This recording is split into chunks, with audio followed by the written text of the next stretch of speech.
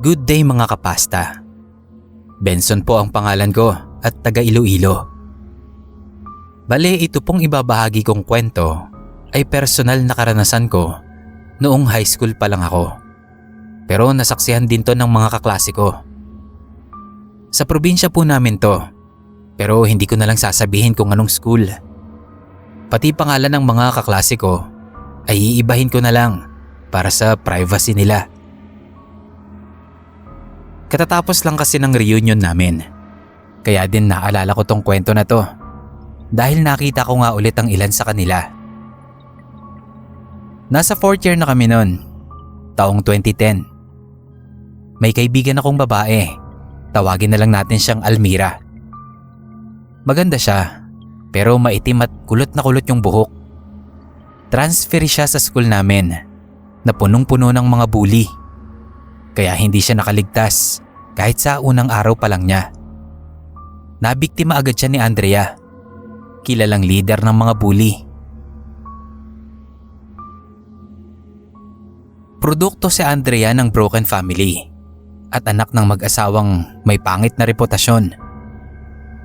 Isang nakakulong dahil sa pagtutulak ng droga at isang may kaso ng estafa. Siguro yun yung dahilan kaya naging ganong kasalbahe si Andrea. Hindi kailangan ng dahilan para ibuli ka niya. Basta hindi ka niya gusto, pagtitripan ka niya. Kung hindi matibay ang dibdib mo, sigurado sira buhay mo. Kahit sa murang edad at kahit kababaeng tao, ganyan siya katindi. Gaya ng ginawa niya kay Almira. Nung time na nagpapakilala siya, sa harap pa ng teacher namin, nilait-lait niya ang itsura nito. Hindi yun pinansin ni Almira kahit pinagtatawanan siya ng lahat. Mula nun, naging kalbaryo na ni Almira si Andrea. Walang araw na hindi siya nito pineperwisyo. Lahat ng klase ng pambubuli na maiisip mo, nagawa na yata ni Andrea sa kanya. Hanggang sa umabot na sa pananakit. Pikon na pikon si Andrea na hindi siya pinapatulan ni Almira. Awang-awa na ako kay Almira. Hindi niya talaga magawang lumaban. Kaya isang beses, hindi na ako nakatiis at ipinagtanggol ko siya. Nung time na yon, medyo close na kami ni Almira. Madalas nga kaming magkasabay at magkausap nun na hindi alam ng iba. Hayagan kasi ang pagkagusto sa akin ni Andrea. At ayokong malaman niyang malapit ako kay Almira. Dahil baka hindi lang yon ang gawin nila sa kanya. Pero hindi na nga ako nakatiis nang makita kong halos humiwalay na ang buhok ni Almira sa anit niya sa tindi ng pagkakawagwag niya rito. Noon ako lumapit at iniharang ang katawan para maprotektahan si Almira laban kay Andrea. Kita ko ang pagtataka at galit sa mukha niya. Pero tama pala na hindi sana ako nagpadala at tiniis ko na lang munang wag tulungan si Almira dahil mas matindi pa pala ang igagante ni Andrea. Inakala niyang inaagaw ako ni Almira sa kanya kahit wala namang kami. Isang araw, nakita kong nagkakagulo sila sa gubat sa likod ng school. Dinatnan kong nakatali sa punong may hantik si Almira at ginugupit ni Andrea ang buhok niya. Habang walang magawa si Almira kundi ang umiyak at magmakaawa. Itinulak ko si Andrea at pinakawalan ko si Almira. Nang makawala ay nagulat ako nang bigla niyang haltakin ang buhok ni Andrea. Hinawakan niya yon ng mahigpit na hindi magawang makapalag ni Andrea. Pulang-pula ang mukha ni Almira na halos maglitawan na ang mga ugat sa sentido sa tindi ng gigil. Kakaiba yung lakas niya. Kahit ako, hindi ko matinag yung kamay niyang nakasabunot. Habang ginagawa niya yon, ay nakapikit siya at tila may inuusal na kung ano. Tila nang hina naman si Andrea sa kakasigaw na bitawan niya. Bago umalis, ay sinabihan niya si Andrea na sana raw ay nakinig ito sa kanya at hindi siya pinilit. Nagkamali daw ng kinalaban si Andrea. Nakaramdam ako ng kung ano sa sinabi ni Almira na yon. Nung ihatid ko siya, ay walang tigil ang pag-iyak niya at paulit-ulit niyang sinasabi na sana nakinig sa kanya si Andrea. Hindi ko alam kung anong ibig niyang sabihin doon. Ilang araw na hindi pumasok si Almira. Kahit sa akin ay hindi siya nagpapakita. Isang linggo makalipas ang pangyayaring yon. Kasalukuyang nagre-recite noon sa classroom si Andrea nang biglang may maglabasang maiitim na insekto sa buhok niya. Parang hindi niya yon pansin. Kahit marami yon na halos magpaitim sa suot niyang puting uniform. Lumapit ang teacher namin at inusisa kung ano yon. Tapos bigla siyang napaatras at napasigaw sa pagkabigla. Ganon din yung iba pa naming kaklase. Nagsimulang bumagsak sa sahig yung mga itim na insektong yon. Nagasurot ang laki. Pero kuto pala. Nagtakpuhan at nagsigawan kami. Ako kalalaking tao, pero tayo lahat ng balahibo ko sa sobrang kilabot. Pero ang satisfying, sa wakas, nakahanap din ng katapat si Andrea. Sinira man niya ang buhok ni Almira, binigyan naman siya nito ng maraming alagang kuto.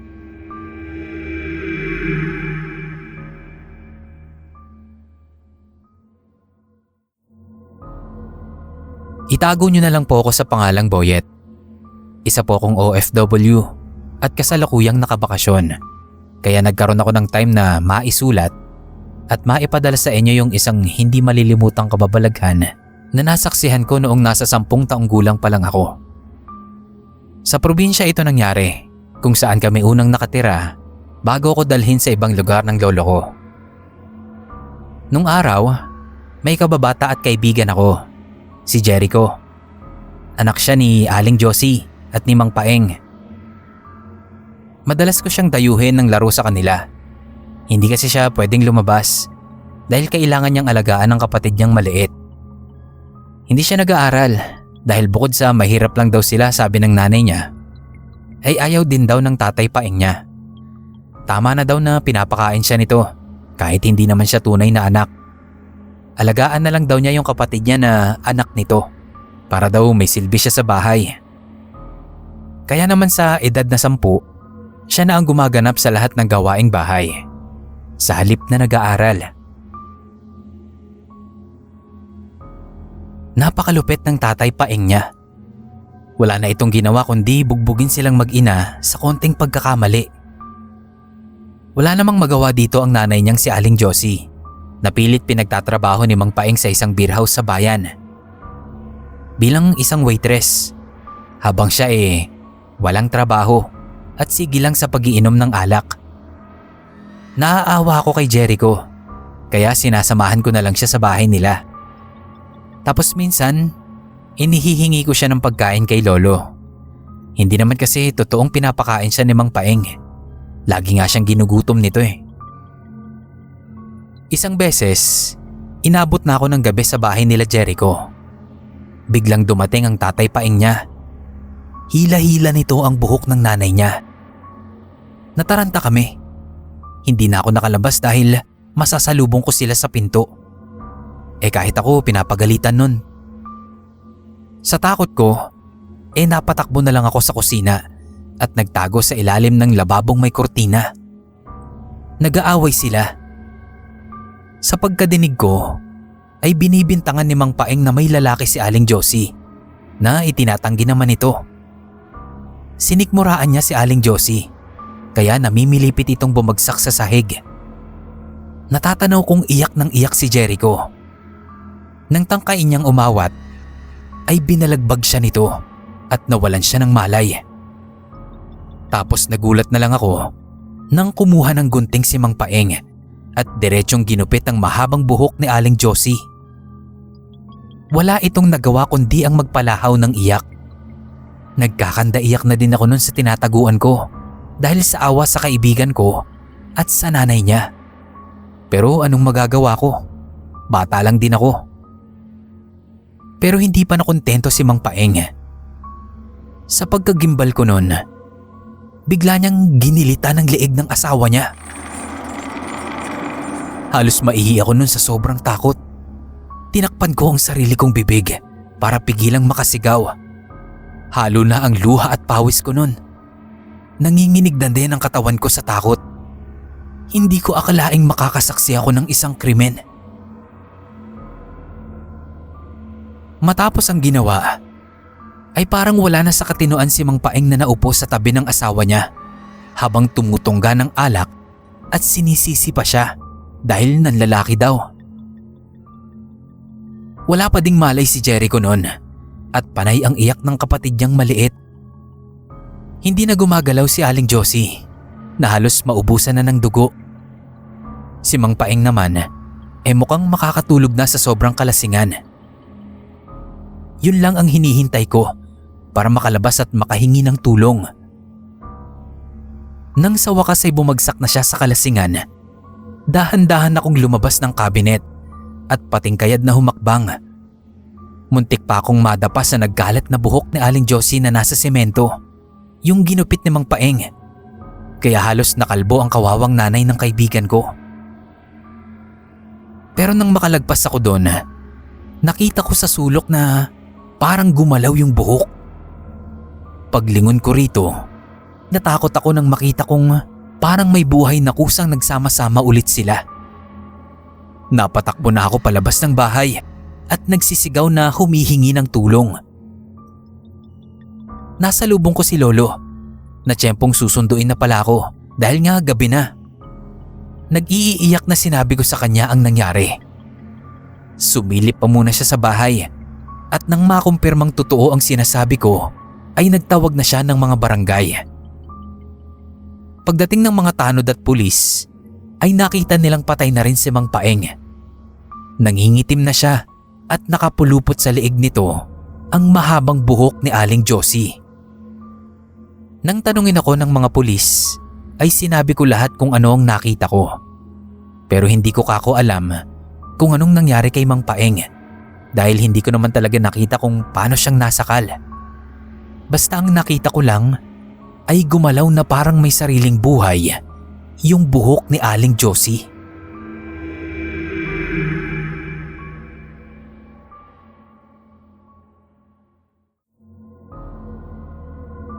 Hello mga kapasta listeners. Tawagin niyo na lang akong Hector, taga Orani, Bataan. Share ko lang yung naging creepy experience ko noong medyo bata-bata pa ako. Nung araw kasi, may kakaibang ugali ako pagdating sa mga babaeng nagugustuhan ko. Hindi ko rin alam kung kailan at kung paano nagsimula yon. Pero sobrang fascinated talaga ako sa mga babaeng may magaganda at mahahabang buhok. Lalo na kung mabango. Kahit ano pang mukha at katawan ng babae. Basta yung buhok tipong pang commercial model ng shampoo, pasok sa akin yan. Weirdo nga daw ako, sabi ng tropa ko. Di weirdo na. Basta ganun ang gusto ko Kaya naman lahat ng naging girlfriend ko mula high school hanggang college, puro pang model ng shampoo o salon ng datingan ng buhok. Bonus na lang kung maganda rin ang muka. Pero mas lamang yung buhok lang talaga ang maganda. At nadala ko ang pagkahumaling kong yan sa magandang buhok ng mga babae hanggang sa makapagtrabaho ko sa isang BPO company. Nung time na yon, 5 months na akong walang karelasyon. May magaganda akong office mates, pero hindi ko bet yung buhok nila kasi lutong-luto na sa reband at kulay. Nakalimutan ko nga palang sabihin na natural na ganda ng buhok ang gusto ko at hindi gawang salon. Hindi sa pagbubuhat ng bangko. Medyo may itsura naman tayo ng konti. Kaya nga nagtataka yung ibang kawork ko kung bakit magaganda naman yung mga babaeng nagpapakita ng motibo doon. Pero ako pa itong parang hindi interesado. Hindi ko na lang sinasabi kung anong dahilan ko. Baka kasi hindi lang nila maintindihan na meron talagang katulad ko na may kakaibang preference pagdating sa babaeng gugustuhin. Isang araw, may bagong pasok na employee doon, si Criselda. Hindi sa pamimintas, Hindi siya kagandahan at hindi lang siya basta chubby. Kundi, alam nyo na. Pero yung buhok niya hanggang bewang, tuwid na tuwid at ni walang split ends. At higit sa lahat, may kakaibang bango. Una ko siyang nakita sa elevator. Nagkasabay kami. Medyo loaded na nun, pero nagmamadali kasi ako, kaya nakisiksik na ako. Doon ako napunta sa likod niya at langhap na langhap ko yung bango ng buhok niya. First time kong nakaamoy ng ganoong kabangong buhok. At sasabihin niyo siguro na ooy ako, pero parang nawala talaga ako sa sarili ko nun. Nasundan ko siya hanggang sa HR department kung saan siya magpapasa ng requirements niya. Habang hinihintay ko siya, napapaisip ako kung saan ko ba siya nakita. Kasi pamilyar talaga siya sa akin. Nakipagkilala ako sa kanya at agad ko siyang niligawan. Hindi naman niya ako pinaghintay ng matagal at naging kami na nga. Wala akong pakialam sa mga bulong-bulungan na naririnig ko sa mga katrabaho namin. Basta si Monina ang gusto ko. Naging okay naman kami sa umpisa. Masaya ako sa kanya at pakiramdam ko nga nun, siya na yung gusto kong pakasalan. Ganun ako kaloko sa kanya na hindi ko na napapansin yung mga pangit niyang ugali. Kagaya ng pagiging sobrang selosa, to the point na nasasakal na ako sa sobrang higpit niya. Hindi rin maganda ang attitude niya sa mga kaibigan at pamilya ko. Minsan nga, sinabihan ako ng tatay ko na baka daw may sakit ako sa utak. Kasi ano daw bang nagustuhan ko kay Monina? Literal na buhok lang talaga ang nagdala. The rest daw, magmula sa muka at ugali, patapon na. Kung sa bagay, napapansin ko nga din na sa lahat ng naging girlfriend ko, siya yung pinaka hindi kagandahan. Siya din yung pinaka dominante at kinakaya-kaya ko. Siya lang din yung nakakapanakit sa akin.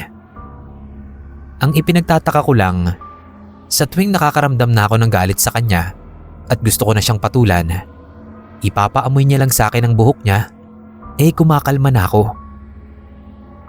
May isang office mate ako na nagsabi na hindi kaya ginayuma lang ako.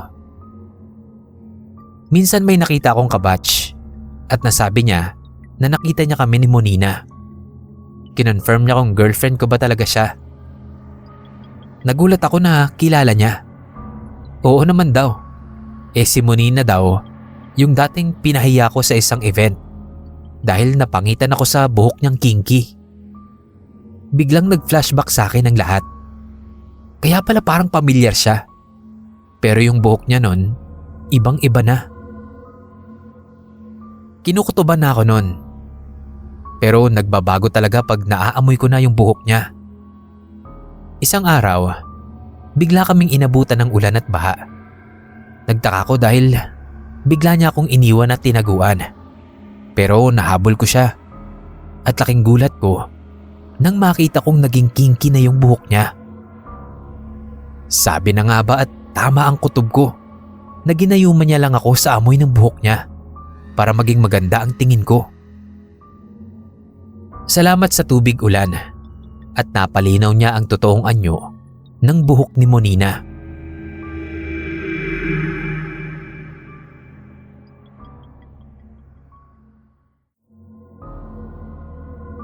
Hello po sa inyo.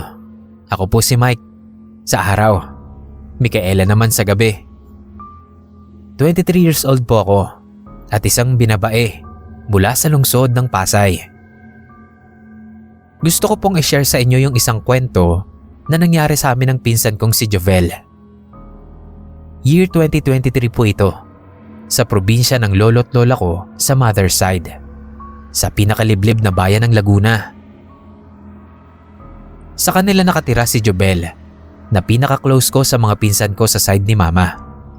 Kasi dati, doon kami nakatira.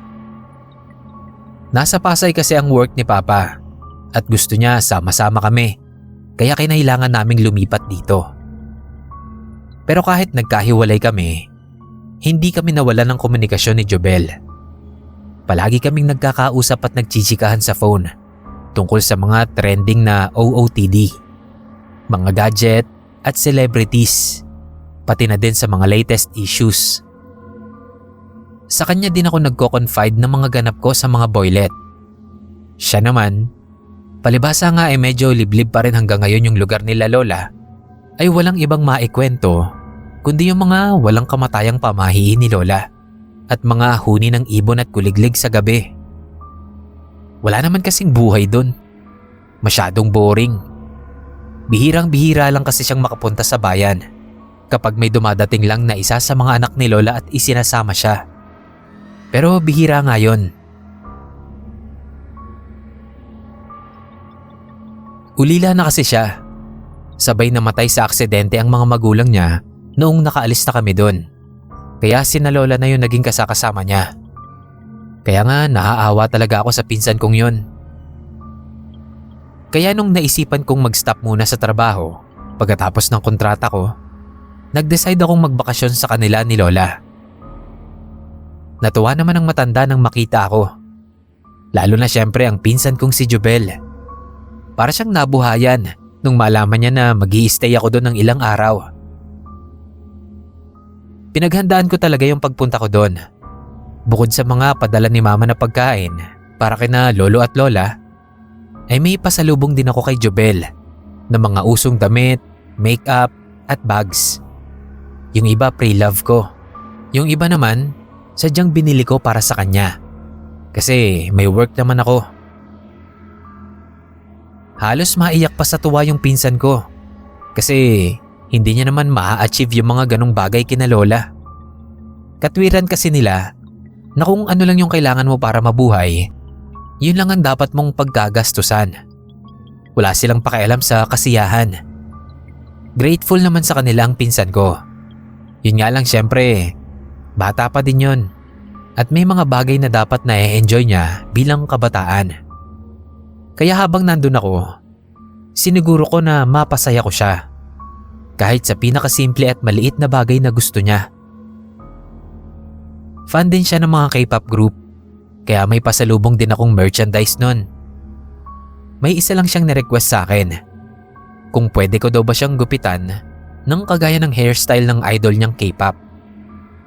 Alam niya kasing nagsalon ako at marunong akong mag-haircut. Pumayag naman ako kasi lagi ko ding dala yung gamit ko. Nung gabing yon, gugupitan ko na sana siya. Kaso nalaman ni lola at pinagalitan niya kami. Masama daw maggupit ng buhok sa loob ng bahay at gabi pa. Mamalasin daw at may masamang mangyayari sa miyembro ng pamilya. Natawa ko pero kilala ko si lola na pikon kaya hindi ko na tinangkang makipagtalo. Itinabi ko na yung gunting. Pero syempre, hindi ako naniniwala at excited akong i-makeover yung pinsan ko. Kaya nang makatulog si lola, ginupitan ko si Jobel ng buhok. Nagustuhan ng pinsan ko ang new look niya. Sa tingin ko naman ay napasaya ko ang pinsan ko habang nandun ako. Pero kailangan ko nang mag-report sa bago kong trabaho. Nang makauwi ako, doon na nagsunod-sunod ang mga hindi magandang pangyayari. Na mild stroke si Papa. Nawalan ng trabaho yung kapatid ko. At ako naman, na-aksidente sa motor. Mabuti na lang at hindi ako napuruhan. Pero ilang buwan ding nakasemento ang braso ko dahil na-dislocate ang mga buto ko. Ang resulta, hindi rin agad ako nakapagtrabaho. Nakakapanlumo yung sunod-sunod na kamalasang nangyari sa amin.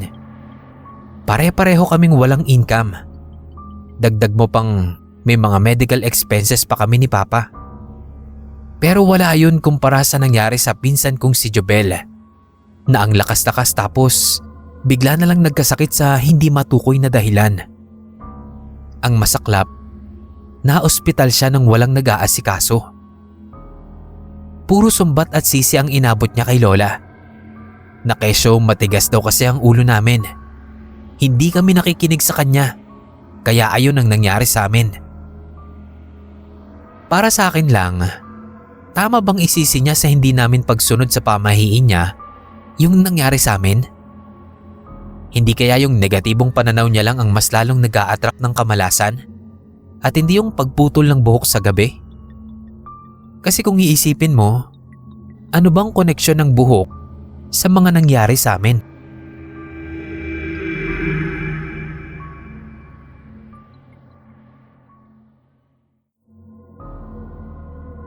Bumabati po ako ng isang magandang araw sa lahat ng bumubuo ng horror channel na to. Pati na din sa mga avid listeners gaya ko.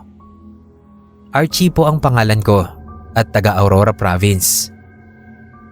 Bilang fan ng mga horror stories, may kababalaghang experience din ako na gustong i-share sa inyo. Tungkol po ito sa naging girlfriend kong si Amanda. Graduating ako ng college noong mga panahon na yon. Nakilala ko siya sa Baguio, pero taga Batanes talaga siya.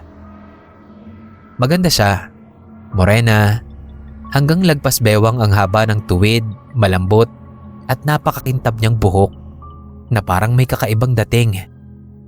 Yung ibang may ganong kahabang buhok, parang manang ang datingan. Pero sa kanya, nadala niya ng may pagkaklas yung buhok niya. At doon ako na-amaze. May pagka-misteryosa ang dating niya. Pero hindi hadlang yon para magustuhan ko siya agad. LDR ang naging relasyon namin. Pero okay lang naman daw sa kanya. Pero sa akin kasi hindi okay yon. Kaya lagi akong gumagawa ng paraan para makapunta sa Batanes. Medyo magastos nga lang ang airfare. Pero okay lang, mahal ko na eh. At hindi rin naman matatawaran yung saya ko kapag magkasama na kami. Worth it yung pagod at gastos.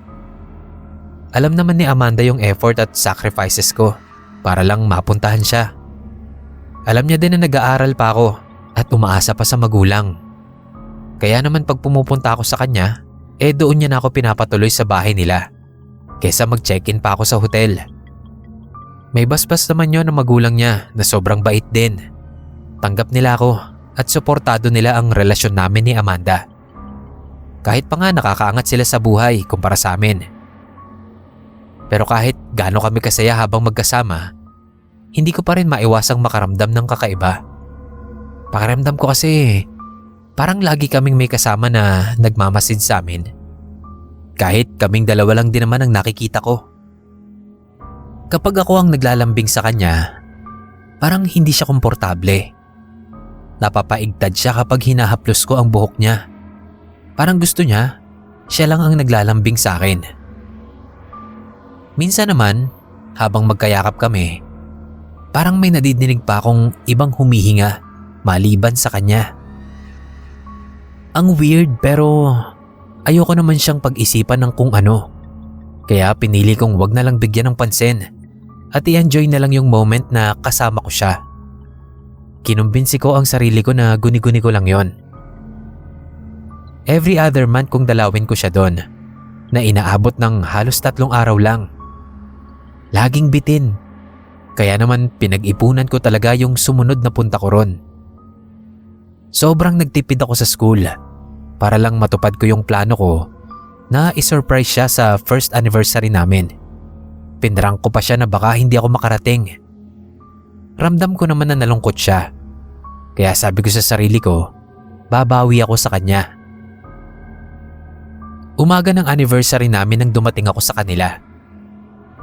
Dahil kilala na ako ng kasambahay nila at sanay na sa akin, pinapasok na ako sa bahay.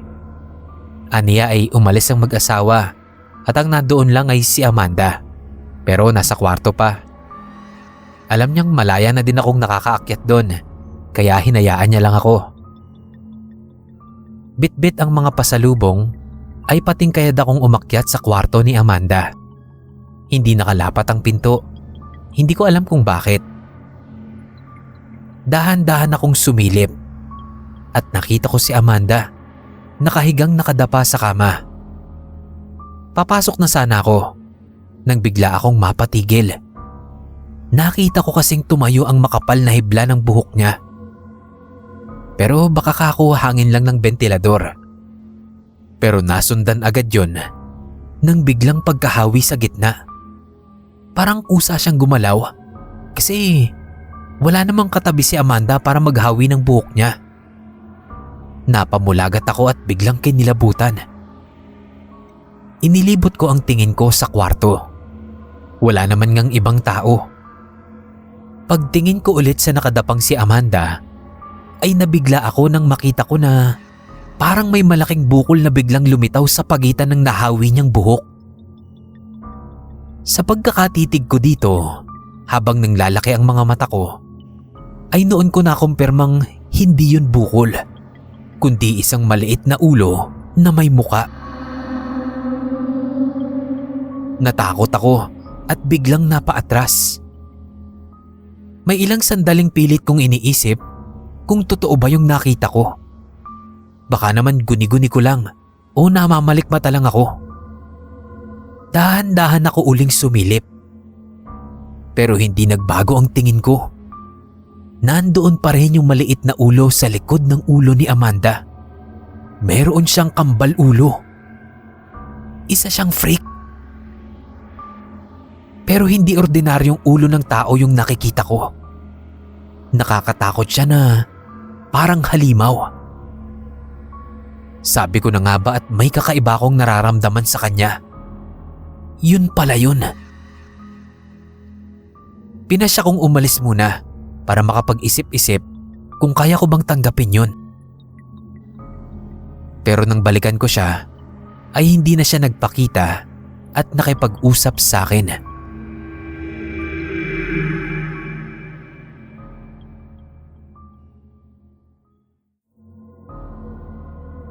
Ako po si Sedi ng Baybay City, Leyte. Gusto ko din pong magbahagi ng isang kakaibang karanasan dito sa channel nyo. Pero hindi ko po ito personal na karanasan, kundi ng lolo Teban ko na ikinuwento niya lang sa akin. Si Lolo Teban ay tatay ng tatay ko. Nasa college na ako nung mangyari yon. Fiesta sa lugar nila, kaya naisipan kong pumunta. Isinama ko yung girlfriend kong si Melody para ipakilala sa kanila. Maayos naman ang pagtanggap ni Lola sa kanya. Pero si Lolo, parang nabigla siya nang makita niya yung girlfriend ko. Akala mo nakakita ng multo. Nanlalaki yung mga mata niya na parang hindi makapaniwala. Nilapitan niya pa si Melody at inikot-ikutan na parang kinikilala. Ramdam kong natakot siya at parang hindi komportable sa ginagawa ni Lolo. Kaya tinanong ko si Lolo kung anong ginagawa niya. Ano ka kong problema? Pero sa halip, tinanong niya si Melody kung siya ba si Melinda. Hinawakan ko si Lolo at inakay ko palayo kay Melody. Pinaliwanag ko na hindi Melinda ang pangalan niya, kundi Melody at girlfriend ko siya. Sino ka ako si Melinda? Si Lola ang sumagot. Si Melinda daw ay yung babaeng gustong gusto at nililigawan ni Lolo bago pa siya, na hanggang ngayon ay hindi pa din ito nakakalimutan. Hindi daw kasi tao yung si Melinda, kundi maligno. Natawa ko, sabay tingin sa mukha ni Lola. Sounds bitter ka ako. Pero wala naman akong nakitang bakas na nagseselos siya o nasasaktan na hindi pa nakakalimutan ni Lolo yon. Kahit maraming taon na ang lumipas. Mahigit 70 years old na kasi silang pareho. Inisip ko na nagbibiro lang si Lola nun. Pero hindi ko akalain na totoo pala at literal pala yung sinasabi niya tungkol sa babaeng ipinagkamali ni Lolo na si Melody. Kamukhang kamukha daw kasi ng girlfriend ko yung babaeng tinutukoy niya. Magmula sa mukhang bilugan na may malaking nunal sa pagitan ng mata na parehong-pareho daw kay Melinda hanggang sa kulay at kutis, lalo na ang mahabang buhok na malambot at alon-alon. Walang pinagkaiba, maliban lang nga na si Melody ay girlfriend ko sa panahon na yon. At yung Melinda naman na sinasabi niya ay noong kabataan pa niya. Ayon sa kwento ni Lolo, napadaan lang daw siya sa lugar na yon at nakita nga niya sa harap ng bahay nila itong si Melinda na nagtatahip ng bigas. Nagandahan daw talaga sa kanya si Lolo. Lalo na sa alon-alon nitong buhok. Yun daw talaga yung kabigha-bighani sa kanya. Kaya nakipagkilala siya at niligawan niya. Pero ang ipinagtataka niya, sa araw lang niya nakikita si Melinda. Sa tuwing tatangkain niyang dalawin ito sa gabi, ay laging wala ito sa bahay. Kaya ang ginagawa ni Lolo ay sa umaga na nga lang niya pinupuntahan si Melinda. Parang ligaw na inchik nga daw dahil araw na araw nanliligaw siya. Parang may pag-asa naman daw siya kasi magiliw namang makipag-usap sa kanya. Pero sa tuwing sasabihin niyang babalik siya ng gabi, ay nagiging mailap ang mata nito at marami laging dahilan. Lagi kasing bitin ang pag-uusap nila sa umaga dahil nga kailangan niyang pumasok sa trabaho. Pero hindi niya alam kung anong meron sa gabi at iwas na iwas si Melinda na mapuntahan niya. Pero isang beses, sinubukan niya uling pumunta ng gabi kahit alam niyang ayaw ni Melinda. Siguro naman daw ay mapipilitan nitong harapin siya kapag nandoon na siya. Palapit na daw siya noon sa bahay nila. Pero bigla siyang napatigil dahil mula sa maliit na pagkakabukas ng bintana ay nakita niya si Melinda. Sigurado daw siyang si Melinda yon dahil sa nunal nito at alon-alon na buhok na naging puti na. Pero kulubot na matanda ang anyo. Sa takot at pagkalito ay bigla daw siyang umalis.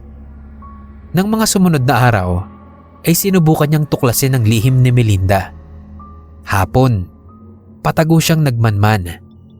Malayo ang bahay nila sa karamihan, kaya wala namang nakakapansin sa kanya. Nagtago siya sa isang malaking puno kung saan tanaw ang loob ng bahay. Nagwawalis daw noon sa bakuran si Melinda. Wala siyang ibang taong nakikita doon. Maya-maya, pumasok na ito. Nang dumilim na, ay lumapit si Lolo. At kitang-kita daw niya ang pagbabagong anyo nito. Mula sa Melindang nililigawan niya hanggang maging matandang hukluban ito. Nakaramdam daw siya ng matinding kilabot at panlalamig ng katawan. Hindi niya akalaing nagtatransform pala sa gabi ang nililigawan niya. Mula daw noon, kahit gaano niya kagusto si Melinda, ay hindi na siya nagpakita dito. Samantalang si Melody naman na nakikinig ay namangha din sa kwento ni Lolo. Na may sinasabi nga daw yung mama niya noon na may kamukhang kamukha siya na kapatid ng lola niya. Hindi rin naman kami nagkatuluyan ni Melody at nawalan na din ako ng balita sa kanya.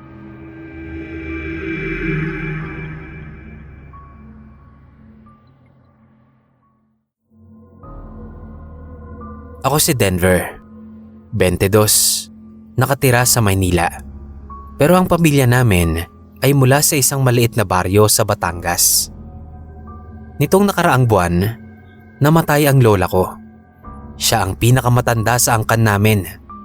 At sabi nila, siya rin daw ang may pinakamaraming alam sa mga lumang pamahiin. Umuwi kaming lahat para sa lamay. Simple lang ang bahay ni Lola, luma at gawa sa kahoy. May kisame pang may mga bitak at mga sahig na lumalangit-ngit kapag tinatapakan. Pero kapag lamay, punong-puno ng mga tao. Kapitbahay, kaanak, mga kaibigan. Siyempre, kasama roon ang handa. Maraming pagkain, pansit para sa mahabang buhay ng mga naiwan. Suman, kape, tinapay, sopas, at puto.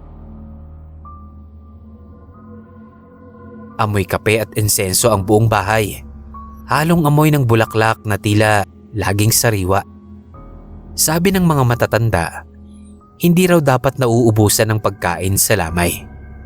Hindi lang daw kasi tao ang dumadalo. May mga espiritu rin. At dapat handa ang pagkain para sa kanila. Hindi raw pwedeng magkulang kasi baka magalit sila. Bata pa lang ako, naririnig ko na yan. Pero naisip ko, baka pamahiin lang. Ngayong matanda na ako, akala ko hindi na ako naniniwala. Nang gabi na yon, habang abala ang lahat, nagbilang ako ng bisita. Mga nasa 50 siguro. Siksikan sa sala. May ilang nasa labas. May mga nakatambay sa balkonahe. Maingay. May naglalaro ng baraha. May mga nagkukwentuhan. May nag-aalok ng pagkain. Pero nang nagbilang si tita ng pinggan, napaangat yung kilay niya. 6 na puraw yung nakalabas. Baka may extra lang, sabi ng pinsan ko sabay tawa. Pero hindi ko mapigilan ang kaba. Sino ang 10 sobra? Pinilit kong maging kalmado. Sabi ko, baka lang may naglabas pa mula sa kusina. Pero habang lumalalim ang gabi, napansin ko ang iba pang bagay. May mga pinggan na natatapos. Pero walang nakakita kung sino ang kumain. May kutsarang nakasawsaw. Basang-basa yung kutsara pero walang tao sa tabi.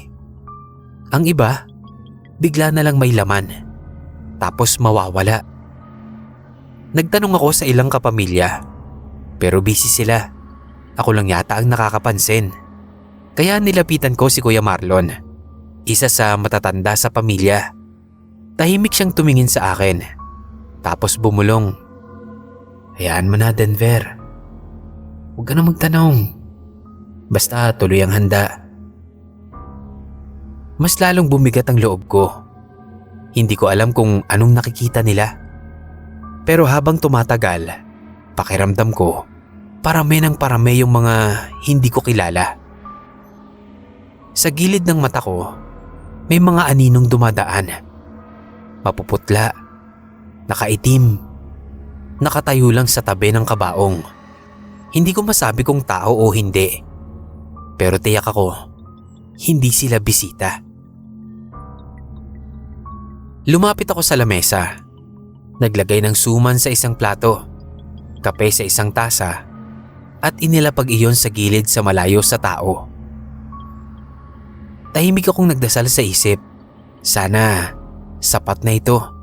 Sana hindi sila magalit. Yung kamay ko, nanginginig habang naglalakad ako pabalik sa upuan. Ramdam ko ang mabigat na tingin mula sa sulok ng sala. Pasado 3:00 ng madaling araw. Biglang bumukas ang pinto. Akala ko hangin lang. Pero sa paglingon ko, may pumasok. 1, 2, 3, 4. Hindi ko maaninag yung muka. Pero diretso sila sa mesa. Diretso sa pagkain. Hindi sila pinansin ng iba. Ako lang yata ang nakakakita. Napatayo ako. Napaatras. Naramdaman ko noon ang lamig sa batok ko. Parang may humihinga sa likod ko. Dahan-dahan akong lumingon. Wala. Pero hindi na ako makakain. Hindi na ako makaupo. Ang dami na nila. Yung iba, nakatayo lang sa may pinto. Nakatingin, parang nagbibilang kung sapat ang handa. Ang ilan, tumitingin ng diretso sa akin. Tila nag-aabang ng kilos ko. Umaga na nang matapos ang lamay. Nakaalis na ang kabaong, papunta na sa sementeryo. Pero habang naghuhugas ako ng pinggan, napansin ko ulit, 6 na po pa rin yung bilang. Kahit na 50 lang ang bisita. Hanggang sa huli, alam kong may sumama sa amin na hindi dapat kasama. Yung sahig ng bahay, tila may mga yapak na basa na hindi mo alam kung saan galing. Pagbalik ko sa Maynila, akala ko tapos na. Pero gabi-gabi, bago ako matulog, naririnig ko ang mahinang kaluskos sa labas ng kwarto ko. Para bang may isa sa kanila ang sumama sa akin pa uwi. Hindi ko alam kung papaanong mapapaalis. Pero sa bawat bulong ng hangin sa gabi, pakiramdam ko isa-isa silang sumusunod. Sabi nila, sa lamay, laging may handa para sa mga hindi mo nakikita. Hindi dahil takot ka, kundi dahil sa respeto. Pero minsan, kahit anong paghahanda mo, may mga kaluluwa pa rin talaga na hindi makontento. At minsan ang uwi mong suman ay hindi lang pagkain, kundi pangaanyaya.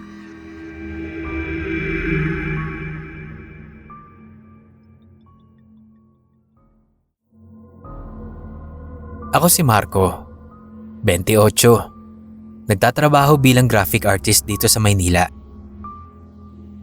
Lumaki ako sa probinsya ng Batangas. Sa lola ko. Si Lola, sobrang strikto pagdating sa pamahiin. Bawal magwalis sa gabi, bawal magsuklay ng basa ang buhok, at higit sa lahat, huwag mong gagalawin ang mga handa sa altar. Tuwing may pista o bisperas ng undas, laging may handang pagkain si Lola sa altar namin. Plato ng kanin, ulam, prutas, minsan alak o kape. Sabi niya, para raw sa mga kaluluwa. Hindi para sa amin, hindi para sa kapitbahay, at lalong hindi para sa aso. Minsan, tinutokso ko si Lola. Sabi ko, kung kinakain kaya natin yan, sayang eh. Pero agad niya akong sisigawan. Kapag ginalaw mo yan, may babalik sa'yo. May hihingi ng kapalit. Matagal na akong umalis sa Batangas. Pero ngayong taon, nagbakasyon ako para dumalo sa pista sa amin. Matagal-tagal na rin akong hindi nakakauwi. Kaya excited din akong makita ang mga pinsan, kaibigan, at syempre si Lola ko. Pagkarating ko sa bahay, ayun na, punong-puno ng tao. May banda, may kainan, may tawanan. Pero ang unang pumasok sa mata ko, yung lamesang may puting mantel sa altar. Nandoon pa rin ang handa. Kanin, adobo, minatamis na saging, at isang basong tubig. Napailing ako. Si Lola talaga, di na nagbago. Sabi ko sa sarili ko. Kinagabihan, pagkatapos ng kasiyahan, naiwan kaming tatlo sa bahay. Ako, si Lola, at ang pinsan kong si Jom. Nag-inuman pa kami ni Jom sa labas ng bahay. Pero bandang 12:00, nagpaalam na siya. Ako naman pumasok na sa kwarto para magpahinga. Mga 3:00 ng madaling araw, nagising ako. Hindi dahil sa ingay, kundi dahil sa amoy. Mabango, amoy adobo. Nagugutom ako. Bumangon ako para kumuha ng makakain. Paglabas ko sa sala, dumiretso agad ang mata ko sa altar. Nandoon pa rin ang handa. Hindi ko alam kung anong pumasok sa utak ko. Pero bigla kong naalala yung biro ko noon kay Lola. Kung tikman ko kaya? Lumapit ako. Kumuha ako ng maliit na piraso ng adobo. Sinubo ko. Ang sarap. Ang lambot ng karne at alat tamis ang sarap. Hindi ko na malayang nakadalawang subo ako nang marinig kong lumalangit-ngit ang sahig sa likod ko. Dahan-dahan akong lumingon. Si Lola, nakatingin lang siya. Walang sinasabi. Pero ang titig niya, parang tumatagos sa balat ko. Marco, bakit mo ginalaw ang handa? Napalunok ako. Sorry la, nagutom lang. Umiling si Lola. Sabi niya, Hindi yan para sa'yo. naglakad siya pabalik sa kwarto niya. Iniwan akong tulala. Napailing na lang ako at bumalik na rin sa kama. Akala ko tapos na. Akala ko bukas, makakalimutan na namin yon. Pero hindi. Kinabukasan, habang kumakain kami ng almusal, nagtanong si Lola. nagising ka ba kagabi? Opo, La. Sagot ko. Nagutom ako eh. May naramdaman ka ba? Tanong niya. Napakunot ang noo ko. Naramdaman? May narinig ka bang kumatok? May nakita ka bang anino? Bigla akong kinabahan. Wala naman po, La. Tumangulang si Lola. Pero halata sa mukha niya ang pag-aalala. Kinagabihan, hindi ako mapakali.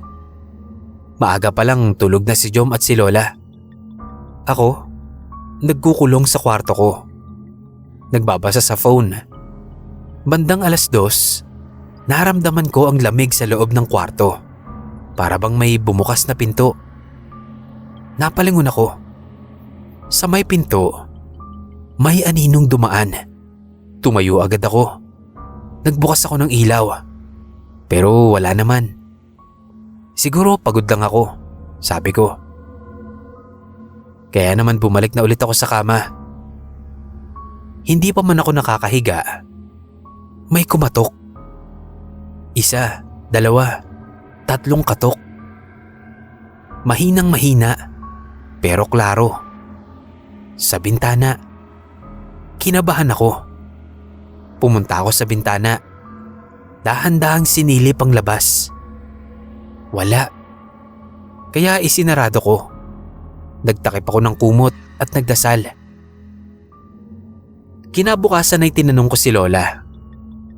La, may kumakatok po ba sa bahay natin sa gabi? Hindi siya sumagot agad. Pero maya-maya sabi niya, Marco, kapag kumain ka sa handa, nag-aanyaya ka. Hindi lang gutom ang pinapakain mo. Tinatawag mo sila. sabi ni Lola na lalong nagpalamig sa likod ko. Gabi na naman. Huling gabi ko sa probinsya bago ako bumalik sa Maynila. Maaga akong natulog. Pero bandang 3:00, gising na naman ako. Hindi dahil sa amoy, kundi dahil sa ingay. May umuungol sa labas ng kwarto ko. Parang boses. Pero hindi ng tao. Mababa. Magaspang. Parang nangangailangan. Tumayo ako. Dahan-dahan kong binuksan ang pinto. At sa sala, nakita ko ang altar at ang lamesa. Ang handa, walang laman. Pero sa gilid, may nakaupo. Isang nilalang. Payat, maitim, mahaba ang buhok, at nangingitim ang mga kuko. Nakatingin lang sa akin. Nakatitig. Tila ngumiti. Salamat. Pero kulang pa. Sabi niya. Sumigaw ako. Napatakbo ko pabalik sa kwarto. Sinarado ko ang pinto. Nagtakip ng kumot. Nagdasal ng sunod-sunod. Kinabukasan, sinabi ko kay Lola ang lahat. Tumangulang siya. Sabi ko naman sa'yo, Marco, huwag mong gagalawin ang handa. Dahil kapag sinimulan mo, hindi sila titigil. Ngayon ay pabalik na ako ng Maynila. Hindi ko na alam ano pang pwede kong gawin. Kasi ramdam ko ang malamig na hangin sa batok ko. Bago ako sumakay kanina, sinabihan ako ni Lola. Huwag mong dadalhin ang gutom nila, Marco.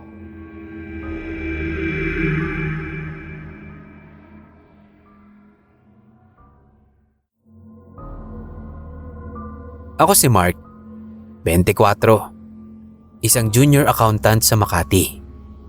Nitong nakaraang linggo, namatay ang lola ng best friend kong si Carlo. Matagal ko na siyang hindi nakikita, kaya kahit pagod sa trabaho, dumiretso ko pa uwi sa Pampanga para makiramay. Gabi na nang makarating ako sa kanila.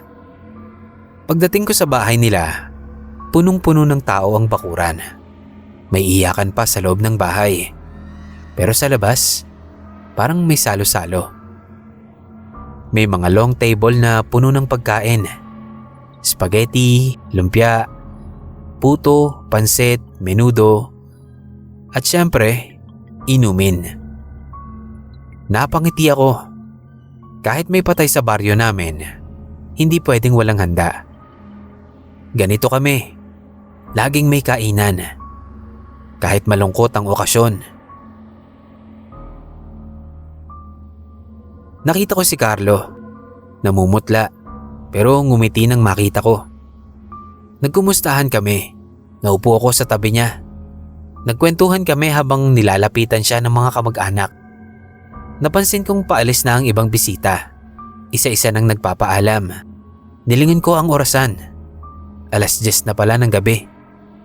Nagpaalam na rin ako kay Carlo. Pero hinabol niya ako habang palabas ako ng gate. Uy, wait lang Mark! Sabi niya. Habol habang may hawak na plastic na merong lamang suman at pansit. Dalhin mo na to. Sayang kung maiiwan. Napakunat ang noo ko. Uy, Carlo. Bawal mag-uwi ng handa galing lamay, uy. Sabi ko sa kanya. Sabi ng matatanda, baka may sumama sa'yo. Napatawa si Carlo. Nako naman. Ang tanda-tanda mo na, naniniwala ka pa dyan? Kakaya ka ha? Nahiya rin naman ako. Kaya kinuha ko na yung plastic. Nag-jeep ako pa uwi sa boarding house. Habang nasa biyahe, iniisip ko, pamahiin lang naman talaga yon. Ano bang masama kung uuwi ako ng may konting pagkain? Tutal, hindi ko naman gagamitin sa masama. Pagdating sa boarding house, tahimik ang paligid. Inilapag ko lang ang plastic sa lamesa. Nag-shower at humiga. Pagod na pagod ako, kaya akala ko madali ako makakatulog. Pero habang nag-aayos ako ng higaan, narinig ko ang mahina pero klarong kaluskos mula sa kusina. Pusa lang siguro. Bulong ko sa sarili. Pero wala naman akong alagang pusa. Lumapit ako. Sinilip ang lamesa. Bukas ang plastic. Nagulat ako. Hindi ko naman binuksan yun. Lumapit ako at tinignan. Parang may kumuha. Natapon pa nga yung ilang pansit sa mesa. Kumabog ang dibdib ko. Hindi kaya may nakapasok na daga? O baka may sumamang espiritu, kagaya ng sinasabi ng matatanda. Kinabahan ako. Kinuha ko yung plastic. Nilagay ko sa basurahan. Tapos bumalik na ako sa kwarto. Habang nakahiga, pilit kong pinapatulog ang sarili ko. Pero parang may nadidinig akong mahihinang yabag. Hindi ingay ng tao. Maliit, mabilis. Pero parang naglalaro lang siya sa paligid ng kwarto. Napahigpit ang yakap ko sa kumot. Dahan-dahan akong tumingin sa paanan ng kama. Walang tao. Pero ramdam kong may presensya. Mabigat ang hangin. Mabaho. Amoy lupa at pulok na dahon. Yung tipong galing sa sementeryo o hukay. Pilit akong pumikit. Nagdarasal sa isip. Pero habang ginagawa ko yon, may naramdaman akong malamig na hangin sa batok ko. Napadilat ako. Walang tao. Pero nanginginig akong bumangon. Tumakbo ko palabas ng kwarto. Doon ko lang napansin yung sahig. May basa at maputik na yapak. Mula sa pintuan hanggang sa lamesa. Ang dami nun. Maliliit. Parang paa ng bata. Pero may isa o dalawang malalaking bakas. Parang hindi lang isang nilalang ang kasama ko. Kinabukasan, nagsindi ako ng kandila sa kwarto. Nagdasal ako ng paulit-ulit. Kahit nanginginig pa rin yung tuhod ko. Tinawagan ko si Carlo. Sabi niya, Grabe ka Mark. Kinakabahan tuloy ako eh. Ako nga tong taga rito. walang nararamdaman eh. Tawa lang siya, pero ako, hindi natawa. Parang gusto ko siyang sigawan. Pero alam kong hindi niya rin siguro alam ang nangyari. Sa buong araw, kahit maliwanag, hindi ako makapasok sa kwarto. Hindi ko mabura ang pakiramdam na may kasama ako. Sa gilid ng mata ko, parang may nakatayo. Tuwing pupunta ako sa banyo, parang may sumusunod na anino. Hindi ko alam kung stress lang ito o baka may totoong naiuwi ako na hindi ko dapat iniuwi. Sabi ng mga matatanda, huwag mag-uuwi ng handa mula sa lamay. Hindi lang pagkain ang nadala mo. Kahit gaano pa kasimple ang intensyon mo, kahit sayang pa ang dahilan, may mga nilalang na nag-aabang ng pagkakataon. Ang lamay, para sa patay. Ang pagkain doon, para sa kanila. Kahit modernong panahon na, kahit pa sabihin mong hindi ka naniniwala, may mga batas na hindi basta-bastang nilalabag. Kasi minsan, ang iniuuwi mo, hindi lang suman at pansit, kundi ang gutom ng isang espiritu. At ang espiritu, hindi mo basta-basta mapapakain dahil ang gusto niya, ikaw.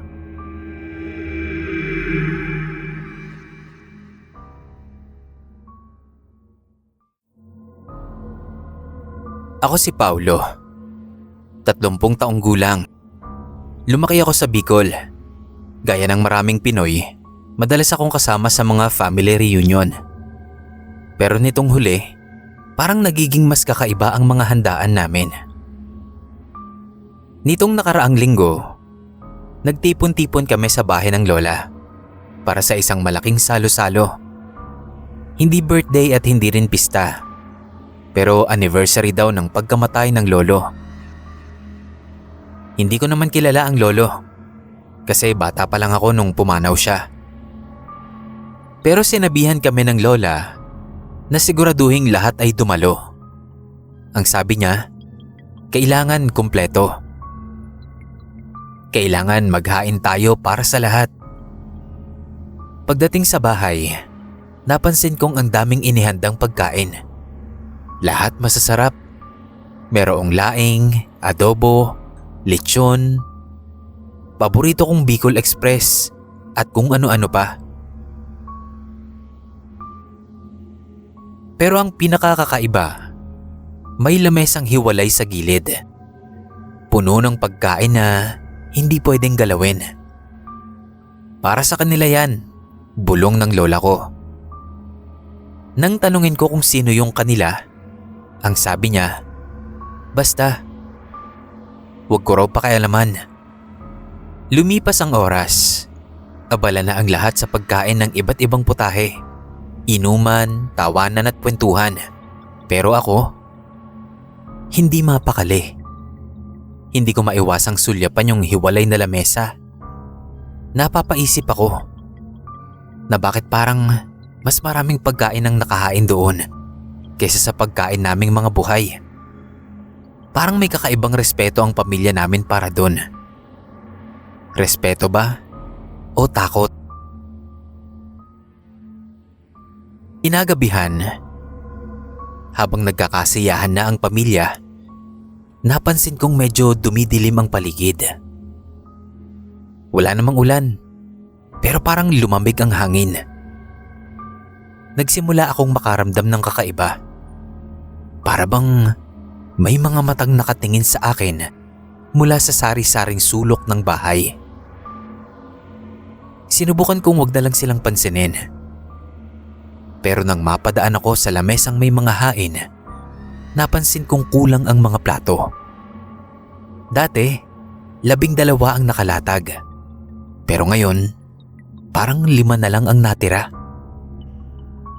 Nagtaka ko kung sino yung kumuha. Naisip kong baka mga tito at pinsan ko ang kumuha. Dahil mga nakulangan pero walang tao sa paligid. Sinilip ko ang gilid ng bahay. May anino, pero hindi ko maaninag kung sino. Biglang parang may mabilis na gumapang na lamig sa batok ko. Bumalik ako sa sala. Nagulat ako nang makita ako ni Lola. "Nakita mo ba sila?" Tanong niya bigla. Nanlamig ako. Tinanong ko kung sino. "Yung mga kasama natin. Yung mga dapat hindi nakikita." Habang nagsasalita si Lola, biglang tumunog ang orasan. 12:00 na. Biglang nag-brown out. Yung mga pinsan ko, natigilan. Yung mga tiyuhin ko, naghanap ng kandila. Pero ako, nanatili lang na nakatayo. Nakatitig lang sa lamesang may handa. Nakita kong unti-unti, nauubos ang mga pagkain doon. Hindi dahil may kumukuha, kundi parang kusang nawawala. Parang natutunaw sa hangin. Parang hinihigop ng hangin mismo. Kinabukasan na bumalik ang kuryente. Normal na ulit ang lahat. Pero napansin ko, may isang bagay na mali. Nang magbilang kami ng picture sa reunion, 15 lang daw kaming nandoon. Pero bakit sa group photo namin, may pang-16? Sino yung tao sa likod? Matangkad siya. Maputi. Nakangiti pero walang mata. Umuwi ako sa Maynila nang may mabigat na pakiramdam. Hindi ko alam kung totoo bang may dumalaw sa handaan namin o baka nagkataon lang. Nakakaramdam ako ng pagtataka na may halong takot. Pero ilang araw matapos ang salo-salo, gabi-gabi akong nananaginip ng parehong pangyayari. Nasa lamesa ako, may handang pagkain, at may boses na paulit-ulit na sinasabi, hindi pa sapat. Maghahain ka pa. Naging mapanaginipin ako.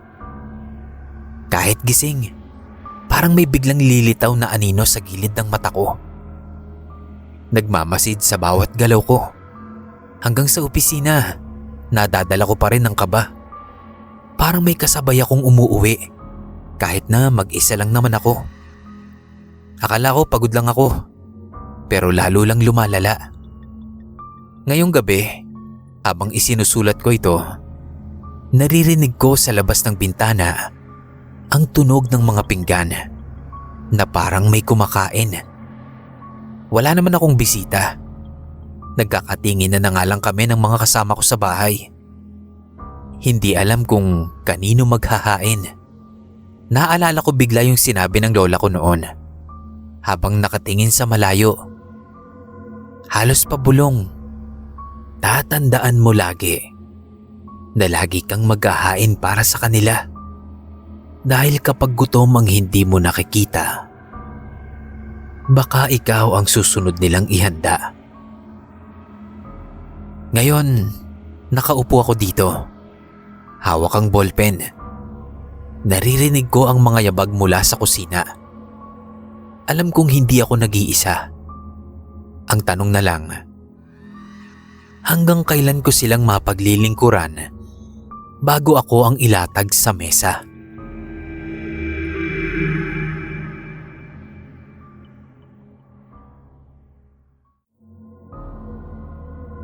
Ako si June, 30 anyos, taga Pampanga. Kilala ang pamilya namin sa pagluluto. Mula birthdayhan, kasal, lamay at fiesta. Siyempre sa bahay namin, walang magpapatalo sa pagluluto. Kada may okasyon, kami ang bahala sa handaan. Kaya nung pinakiusapan ako ng pinsan kong si Clark na mag-cater sa binyag ng anak niya, siyempre umuo agad ako. Kami ang magluluto, kami rin ang maghahanda ng mesa sa venue. Full package talaga. Nagbigay siya ng listahan ng mga putahe para sa handa. Kasama na rin yung mga bawal sa mga bisita para maiwasan namin. Maaga kaming dumating sa venue. Malibot ko man lang bago kami maghanda at mag-focus sa pagpapakain sa mga dadalo. Nagdala kami ng 5 tray ng pansit, 4 na tray ng imbutido, 2 malaking bilao ng lumpia, at syempre, ang ipinagmamalaki naming kare-kare. Nagdala rin ako ng magandang set ng plato, yung espesyal na ginagamit lang kapag may handaan. Sinusulit ko rin gamitin para hindi ako manghinayang sa presyo. Binilang ko yon bago namin isalang at ilatag. 60 piraso, sakto sa mga bisita. Masaya ang simula ng binyag. May mga pa-games para sa mga bata. May kantahan para sa mga tiyahin, inumin para sa mga tito, at may picture taking para sa lahat. Abala ako sa pag-aasikaso ng pagkain at pag-refill ng trays. Habang dumaraan ang oras, napansin ko na parang dumarami ang tao. Sabi ni Clark, 50 lang daw ang invited. Pero nung magbilang ako ng mga plato habang nagliligpit, parang sobra. Nagbilang ako ulit. Bakit naging 61? Napakunot ang noo ko. Saan galing yung sobrang plato? Wala naman akong pasobra. Hindi rin naman ako nagdala ng extrang set. Tinawag ko yung assistant kong si Carlo. Baka kasi may nagdala ng sarili nilang plato. Umiling si Carlo. Wala naman daw siyang nakita. Nagkibit balikat ako. Baka nagkamali lang ng bilang. Pero medyo sumama ang kutob ko. Hindi ko lang pinansin. Nang matapos ang handaan, sinimulan ko agad hugasan yung mga pinggang ginamit. Nagsimula na kaming mag-empake. Iniisa-isa ko ang mga plato para ibalik sa lalagyan. Pero habang ginagawa ko yon, may narinig akong mahinang tunog. Parang may nabasag. Napalingon ako. Sa sulok ng venue, may nakita akong basag na plato. Isa sa mga espesyal na plato ko. Nilapitan ko. Kakaiba ang pakiramdam ko. Parang malamig ang paligid. Kahit kulob at mainit naman sa loob ng venue. Pinulot ko ang mga nabasag na piraso ng plato. At saka lang biglang sumagi sa isip ko. Kanina, 61 ang plato. Baka ito ang plato na hindi ko dapat binilang. Hindi ko na pinansin. Nagmadali na akong tapusin ang pag-iempake. Habang isinasara ko ang mga kahon, napansin ko si Clark. "Jun, gusto mo bang mag-uwi ng handa?" Tanong niya sa akin. Hindi na. Okay na ako." Sagot ko. Biro pa niya. "Sayang naman. Daming sobra oh." Tumanggi ako. Alam ko kasing may pamahiin sa amin. Huwag kang mag-uuwi ng pagkain galing sa handaan ng binyag o lamay. Baka raw sumama ang kaluluwa pa uwi. Magpasama ng malas.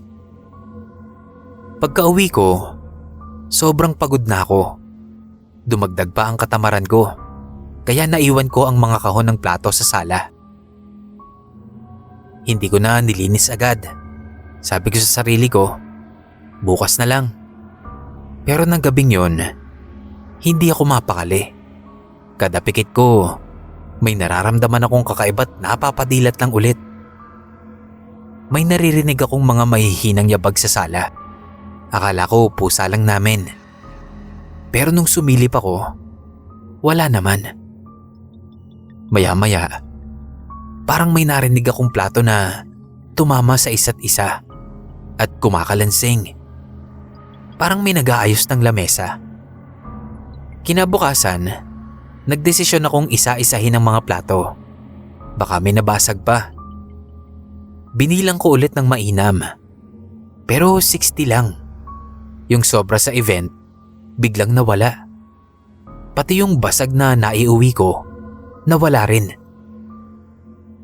Nilamig ang batok ko. Sinong kumuha?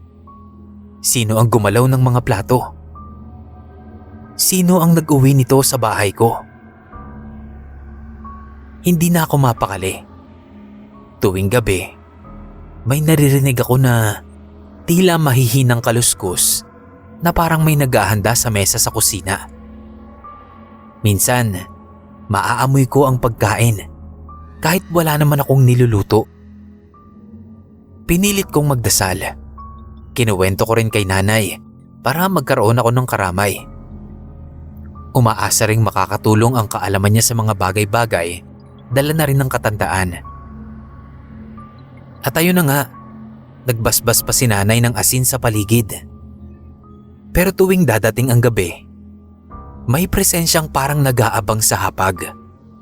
Sabi ni nanay, kaya ganon, dahil naiuwi ko pa raw ang basag na pinggan. Masama raw yun. Dapat ay iniwan ko na lang doon. Isang gabi nagising ako sa ingay ng pinggan. Naglakad ako papunta sa kusina at doon ko nakita nakaayos ang mesa. May plato, may baso, may mga kubyertos.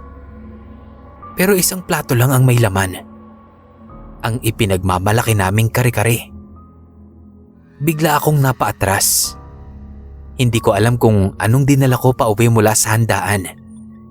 Pero ang alam ko, may nagutom, may sumabay, at ngayon, naghihintay ng paulit-ulit na handa.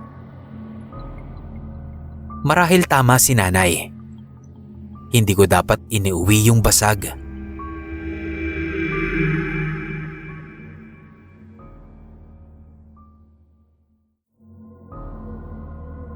Ako si Aaron, 25, tubong probinsya sa Quezon. Pero ilang taon na akong nagtatrabaho sa Maynila. Tuwing Mayo, lagi akong umuuwi para sa pista ng aming baryo. Kilala ang lugar namin sa handaan. Bawat bahay, may handang luto. Pansit, kare-kare, adobo, halo-halo, at syempre, lechon. Noong isang taon, hindi ako nakauwi dahil sa trabaho. Sabi ng nanay ko, sayang daw kasi ang saya ng piyesta. Kaya ngayong taon, sinigurado kong makakauwi ako. Nag-leave ako ng maaga, bumiyahe ng gabi. Pagdating ko sa bahay, sinalubong ako ng amoy ng nilulutong ulam at ingay ng mga kapitbahay. Ang daming handa. Pero may napansin akong kakaiba. Sa likod ng bahay namin, may isang malaking puno ng balete. Bata pa lang ako, sinasabi na ng matatanda na dapat daw, kada pista, magtabi ng pagkain sa ilalim ng puno para sa mga bantay ng mga espiritu raw na nagbabantay sa baryo namin. Kung hindi raw, magagalit ang mga ito. Noon pinagtatawanan ko lang yon. Pamahiin lang, sabi ko. Pero habang tumatanda, napansin ko, kahit mga modernong tao sa amin, hindi rin nagtatangkang magpakasuwail. Lahat nagtatabi pa rin ng isang plato ng pagkain. Kaya laking gulat ko nang makita ko ngayong taon na parang walang nagtabi. Sabi ni nanay, wala na raw kwenta yung ganun. Uso pa daw ba yung ganyan? Tapos nagtatawanan silang lahat. Kinabukasan, dumating ang mismong araw ng pista. Ang daming tao. May banda sa kalsada. May perya sa plaza. Mga bata nagtatakbuhan. Ang saya-saya. Pero habang dumadaan ako sa tapat ng balete, napansin kong tahimik doon. Walang bisitang dumadaan. Walang batang naglalaro. Para bang may sariling katahimikan ang paligid ng puno. Magsisimula na sana akong kumain nang mapansin ko ang hangin. Malamig. Hindi normal para sa tanghali ng Mayo. Tapos sunod-sunod na may biglang nawalan ng kuryente sa ilang bahay. Sabi ng mga tao, baka daw overloaded. Dami kasi ng gamit. Pero iba ang kutob ko. Habang abala ang lahat sa kainan, napansin kong may ilang tao na hindi ko kilala. Ang weird kasi halos kilala ko ang buong baryo. Pero itong mga ito, andun lang sila sa tapat ng mga bahay. Nakatingin. Maputla sila. Nakasuot ng luma. Parang lumang barot saya. O barong Tagalog na kupas. Akala ko nung una, performers siguro para sa cultural show. Pero bakit wala silang dalang props? Pinilit kong bumalik sa mesa. Sinabihan ko si nanay. Sabi niya, baka bisita ng ibang tao. Hindi raw dapat pansinin. Pero habang tumatagal, parang dumadami sila. Nakapila na. Nakatingin lang sa mga plato. Hanggang sa may napansin akong kakaiba. Naglaho yung isa. Tapos biglang nagkalamat yung pinggan sa mesa. Hindi yun binunggo. Hindi rin tinamaan ng kung ano. Basta kusa lang nabasag. Bigla akong nilamig. Napatayo ako. Tumingin kay nanay. Pero ang nanay ko, abala sa kwentuhan. Parang walang naririnig. Yung mga bisita, tuloy sa pagtawa at pagkain. Ako lang ang parang nakakakita. Sinubukan kong lumapit sa isa sa mga nilalang. Sa gilid ng mata ko, nakita ko ang mukha niya. Walang mata. Walang ilong. Parang hugis tao. Pero parang nakamaskara lang. Nilingon niya ako. Napaatras ako. Pakiramdam ko nun, may malamig na hangin na dumaan sa dibdib ko. Lumapit ako sa mesa. Kinuha ang isang plato at nagtabi ng pagkain. Inilagay ko yon sa ilalim ng balete. Kahit pinagtatawanan ako ng mga bata, hindi ko na inintindi. Pagkatapos nun, naramdaman kong bumalik ang init ng hangin. Parang normal na ulit ang paligid. Kinabukasan, nagising ako sa kwento ng mga kapitbahay. May 3 bahay daw na napasukan ng magnanakaw. Pero hindi raw tao ang gumawa. Wala raw kasing basag na bintana. Walang bakas ng tao. Pero lahat ng pagkain sa mesa, limas. Para bang nilamon ng hangin. Umuwi ako ng Maynila ilang araw matapos ang pista. Dala-dala ko pa rin ang takot nun. Sabi nila, nawawala rin daw ang mga pamahiin paglaon. Pero sa baryo namin, may mga lumang batas na kahit gaano pa kabago ang panahon, ay dapat pa rin talagang sundin. Dahil ang mga namayapa, hanggang kamatayan ay hindi natatapos ang gutom.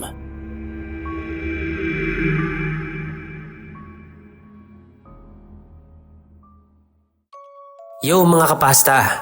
Ako nga pala si Kira, ang boses ng Nginig Stories, Katang Isip Lamang at Creepy Encounters. Kung nagustuhan niyo po ang kwentuhan natin ngayon, invite ko lang po sana kayo na pasyalan din ang channel ko. Nasa comment section po ang link ng channel ko. Sana po mapasyalan nyo. Maraming salamat kay Senpai Neb at maraming salamat din sa inyo mga kapasta. Karinigan po ulit tayo.